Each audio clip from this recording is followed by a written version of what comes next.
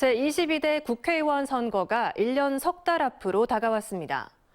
민주당 공천이 곧 당선이었던 호남에서는 달라지는 민심의 향방은 물론 선거구제 개편도 변수로 떠오르고 있습니다. 김진선 기자입니다.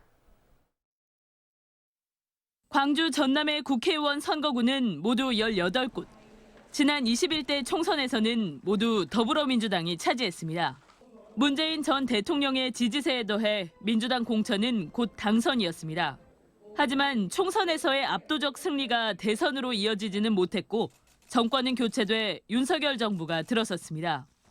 윤석열 정부의 국정 운영 지지도는 현재 30% 남짓. 내년 총선은 윤석열 정부에 대한 중간 평가이자 앞으로의 전국을 가늠할 분수령이 될 전망입니다. 잘하는 거 없어요, 지금. 그래가지고 내년 총선 때도 누구 찍을까 하고 지금 많이 망설이고 있을 거예요. 이재명 민주당 대표의 사법 리스크도 최대 관심사입니다. 수사 결과는 민주당 권력구도 변화와 함께 호남의 차기 총선 공천에도 큰 영향을 끼칠 수 있습니다. 특히 지난 총선에서 광주 전남 18석 가운데 83%가 새 얼굴로 교체됐는데 정치력 부재 등의 비판 속에 이번에도 현역 의원 물갈이가 대폭 이뤄질지 관심이 높습니다. 민주당이 의석수에 비해서 너무 약해요. 대응하는 것이 너무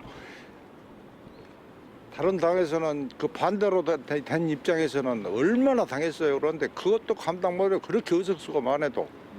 또 다른 변수는 선거구제 개편입니다. 인구 기준이 높아질 경우 인접 선거구와 통폐합 등 조정이 불가피해 입지자는 물론 유권자들도 촉각을 곤두세우고 있습니다. 지역민들은 내년 총선에 여러 변수가 있지만 공통적으로 지역을 위해 제대로 일할 수 있는 인물을 요구하고 있습니다. 한심하죠. 국민들이 정치 걱정한 이런 세대가 안 왔으면 합니다.